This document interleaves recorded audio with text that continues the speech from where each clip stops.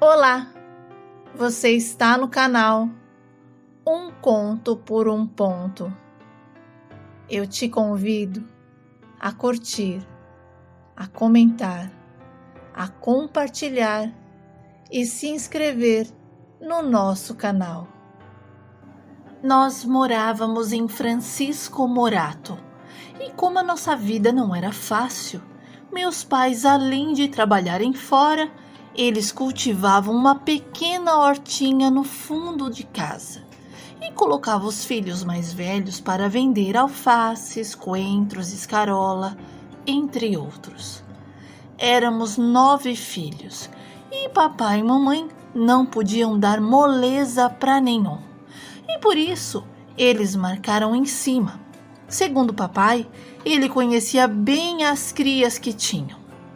E na medida que os meus irmãos foram crescendo, a primeira coisa que fizeram foi se casar. Meus pais queriam que eles estudassem, tivessem uma vida profissional alinhada, mas os meus irmãos não eram do tipo estudiosos e por isso cada um se enfiou num emprego e seguiram suas vidas. Mas eles toda hora traziam problemas. Era um que bebia, outro que vivia desempregado e sem contar que a minha irmã Dioneide estava sempre trocando de marido e a cada troca era um filho que aparecia.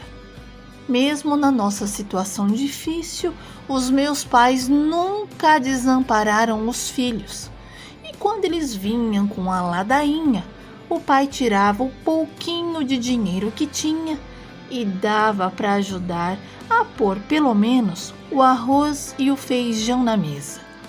Mas os meus irmãos só sabiam tirar e quando vinham em casa, saqueavam a nossa horta, levavam tudo embora e nem se importavam como a gente iria se virar nos outros dias da semana.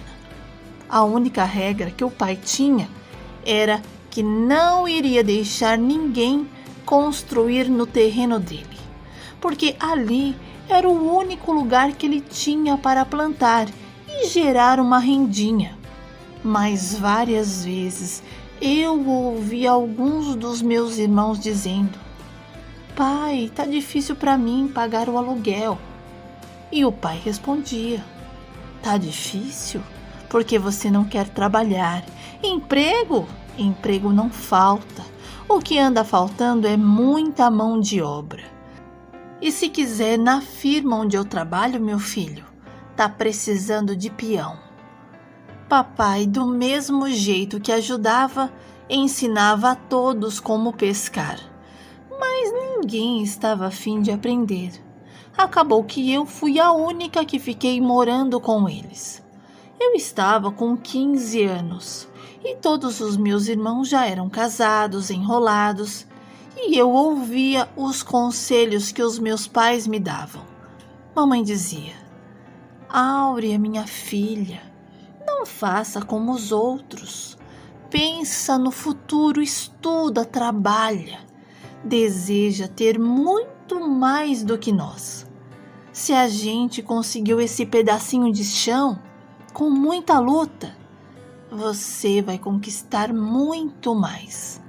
Só dá certo, minha filha, quem presta atenção nos sinais. Então seja atenta e não perca nenhuma oportunidade, mesmo ela sendo minúscula." Meu pai era analfabeto, mas era bom de matemática e ninguém enrolava ele. E ele era outro que gostava de me dizer coisas e falava incansavelmente: "Áurea, a gente pode não saber muita coisa, mas fazer continha, isso tem que ser uma obrigação." E ele me ensinava a fazer cálculos. E como eu era a caçula, obedecia o papai e a mamãe sem reclamar. E acabei de algum modo me tornando a preferida deles. E pensa nos irmãos raivosos que eu arrumei. Eu não sei o porquê, o motivo da raiva deles, porque eu não tinha privilégios. E tudo que eles fizeram quando morava em casa, eu fazia, não tinha novidade, mas eles arrumavam um jeito para causar. Nossa casa era enorme, porque éramos muitos e papai fez quarto para todos. E a casa acabou ficando gigante só para nós três. E eu dizia: pai, divide a casa e deixa alguns dos meus irmãos morar aqui. E ele me respondia: de jeito nenhum. Quem casa quer casa. E se eu colocar um deles aqui, a nossa paz vai acabar. Áurea, já não basta os problemas que eles nos trazem? Imagina esses problemas morando dentro do nosso quintal. Além do mais, do jeito que eu conquistei isso aqui para nossa velhice, eles também podem conquistar um lugar para eles. É só o Zeca largar a porta do bar, a Dioneide parar de ficar arrumando o filho e o Valdomiro deixar de ser preguiçoso, sem contar os outros. Como a idade chega para todo mundo, a idade dos meus pais foram chegando. E junto com ela, alguns problemas de saúde. E eu vi que eles precisavam muito de mim. Por isso parei de estudar. Na verdade, os meus pais adoeceram juntos. E eu tinha que me desdobrar para não deixar nenhum e nem outro em falta. E várias vezes, eu pedi ajuda aos meus irmãos. Mas eles diziam que tinham a vida deles. E se ficassem em casa cuidando dos nossos pais, quem iria colocar comida em suas mesas? Olha, me doeu muito ouvir os meus irmãos dar desculpas para não me ajudar a cuidar deles. E quando a mamãe perguntava: cadê o Adão que eu nunca mais vi? Eu dizia: mãe, ele está trabalhando direto.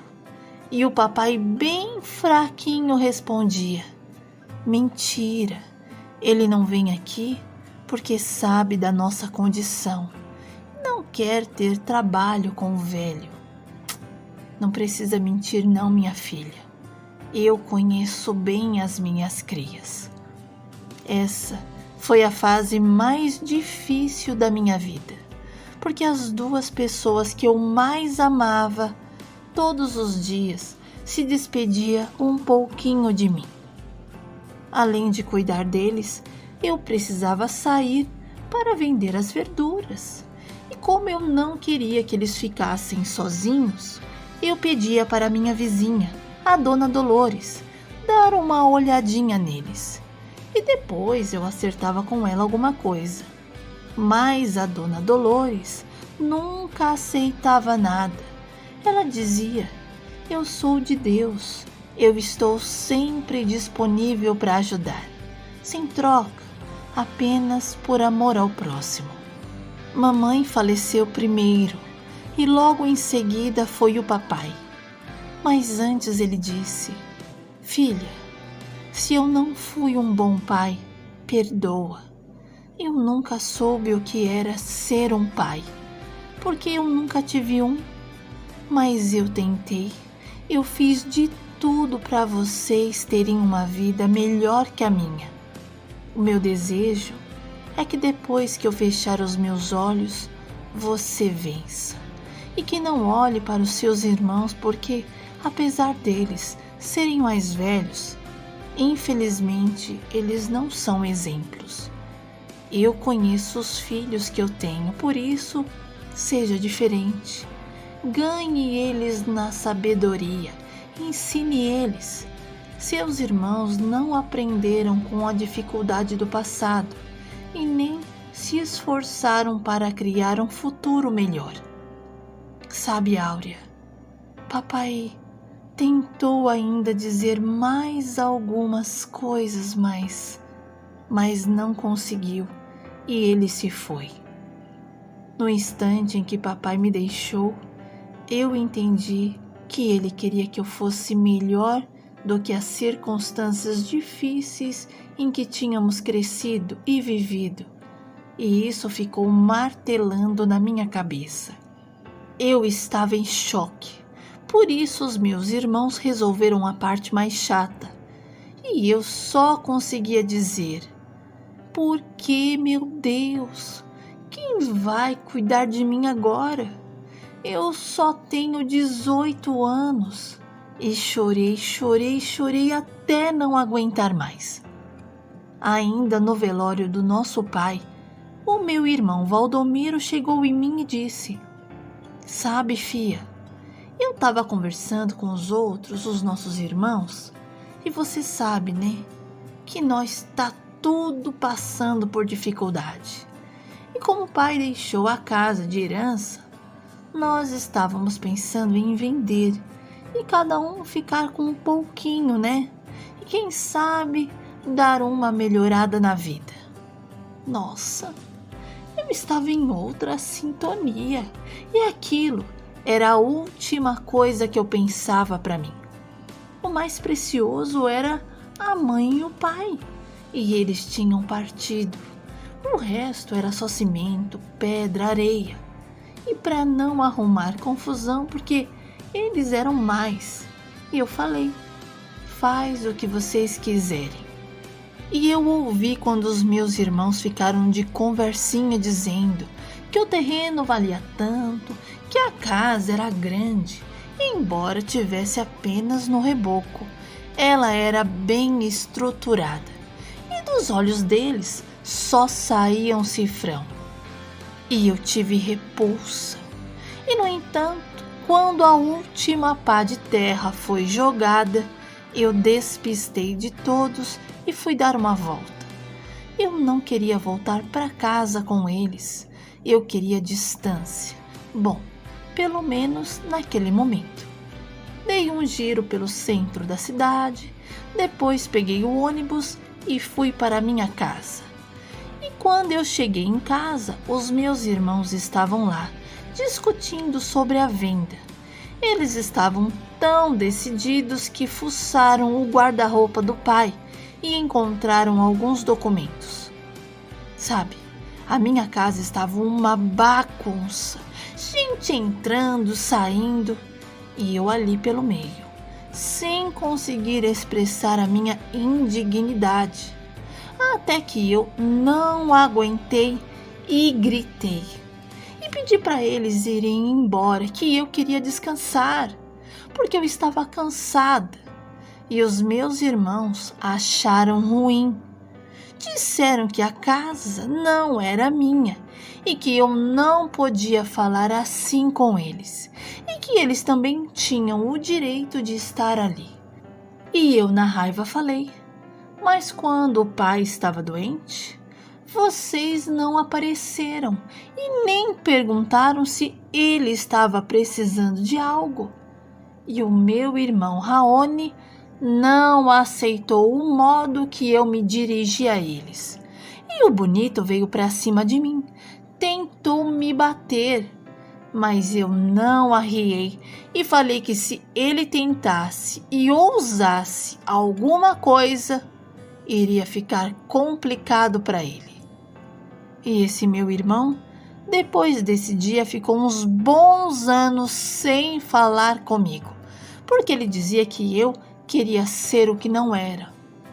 Meu irmão mais velho, Zeca, para acabar com aquela tensão, se organizou para ele e os outros irem embora, mas levou os documentos da casa e os do papai para dar continuidade ao desejo de cada um, que era vender o único imóvel que possuíamos.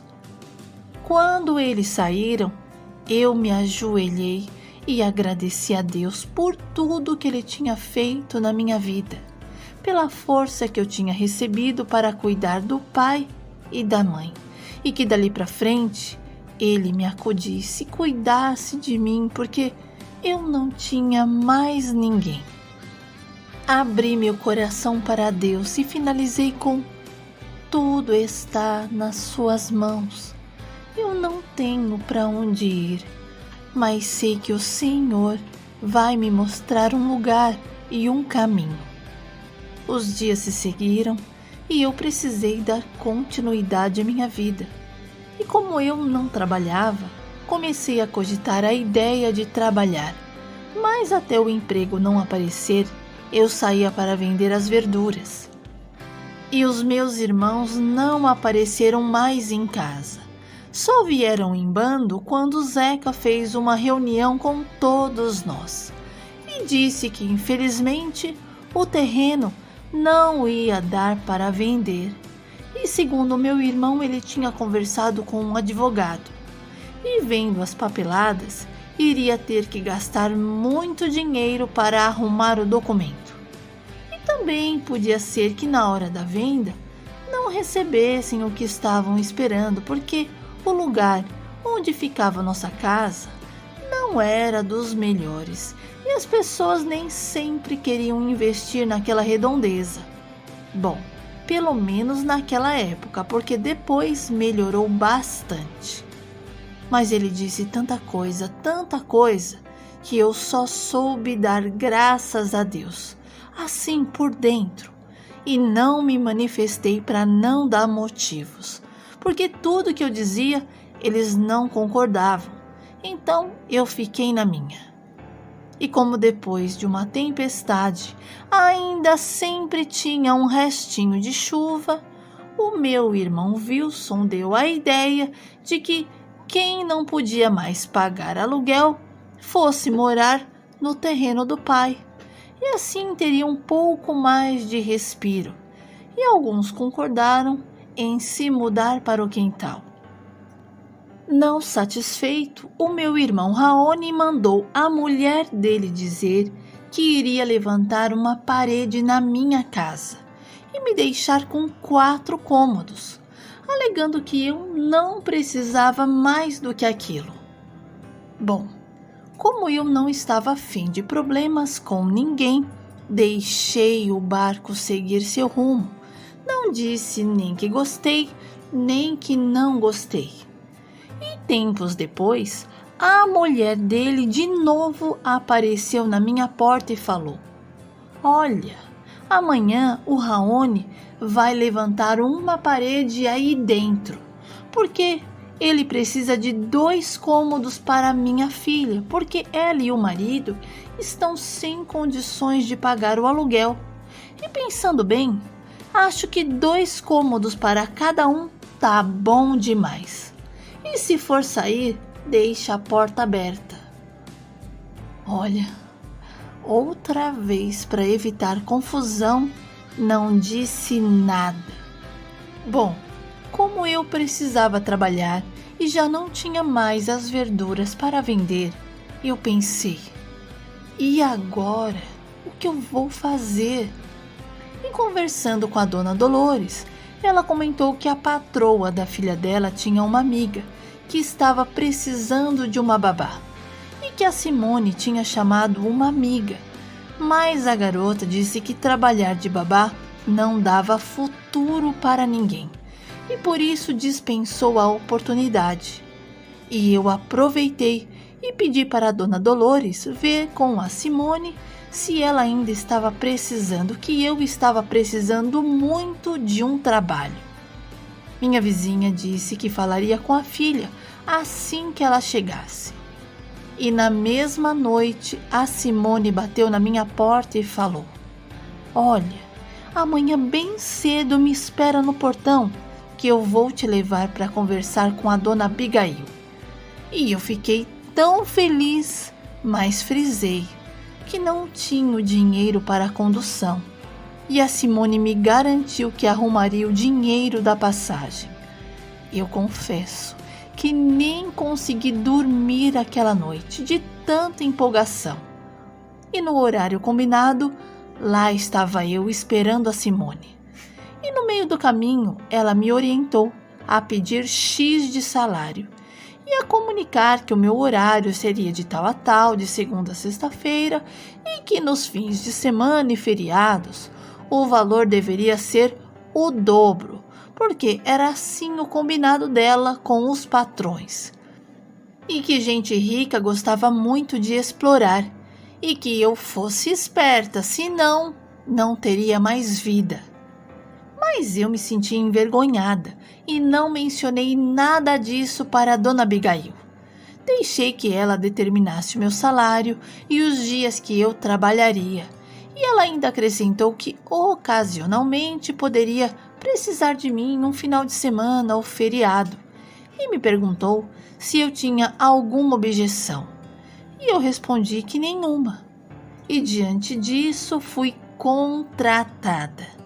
E a dona Abigail sempre me pagou tudo certinho.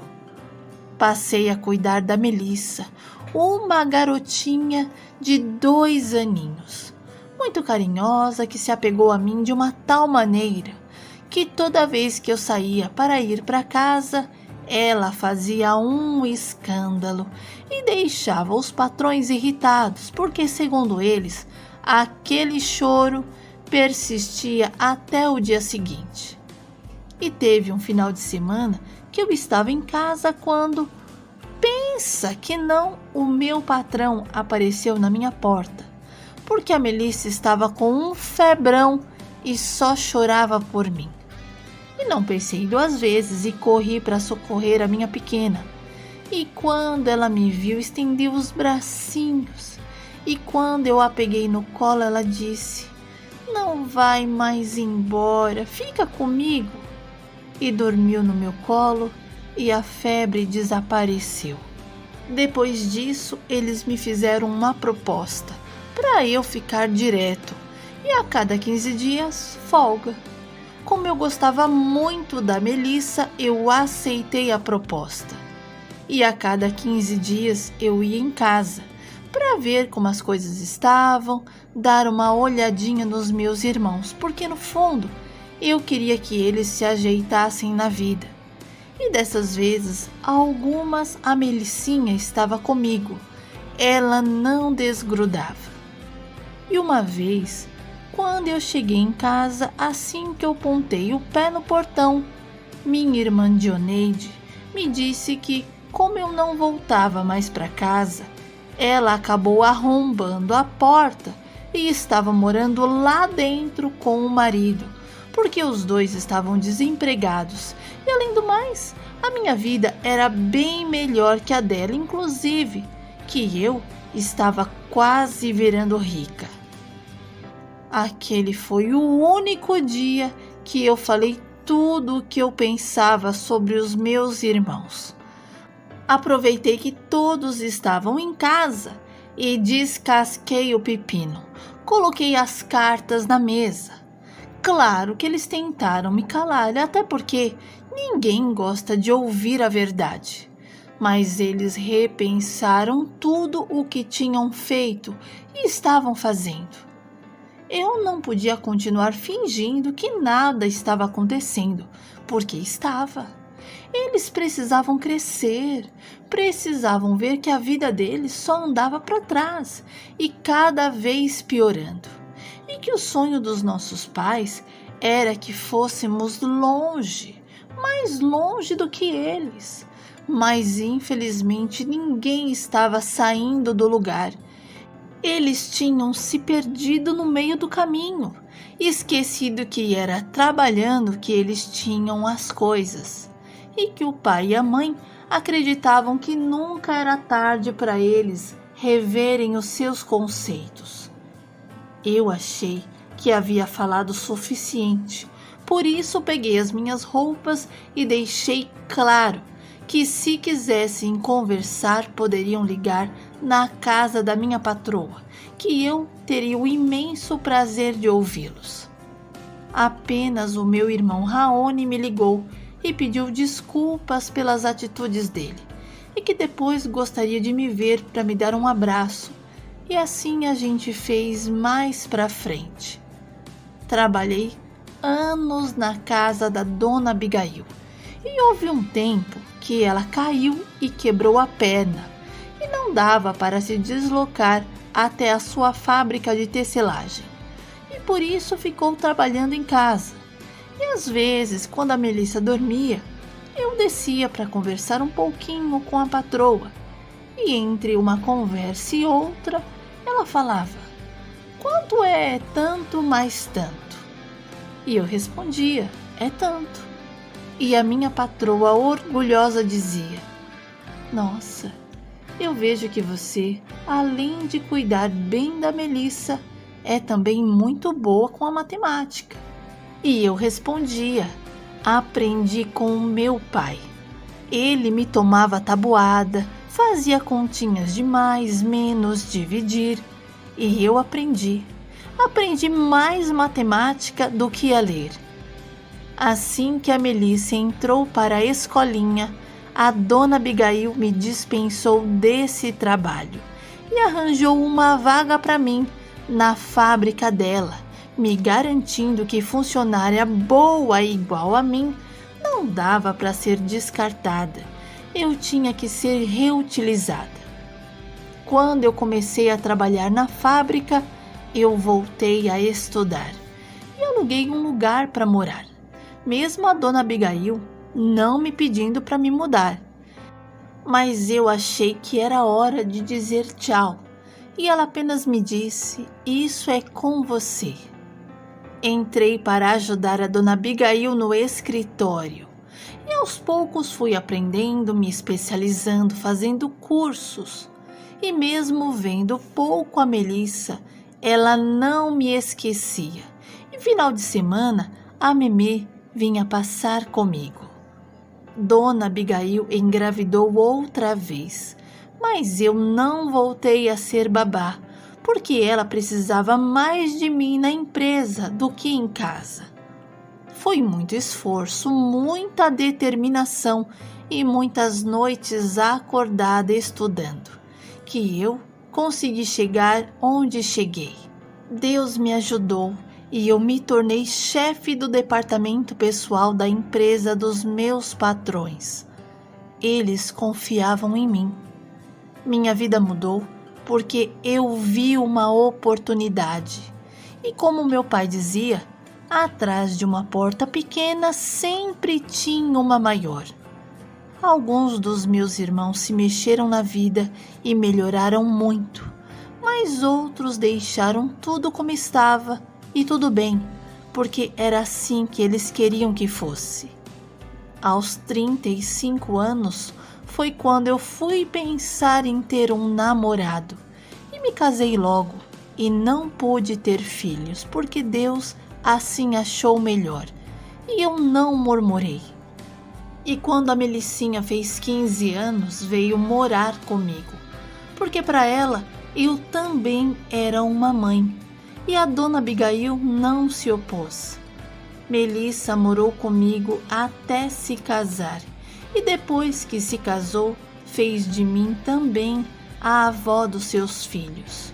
E como dizia minha patroa, a dona Abigail, nossa família não era feita de laços de sangue, e sim laços do coração.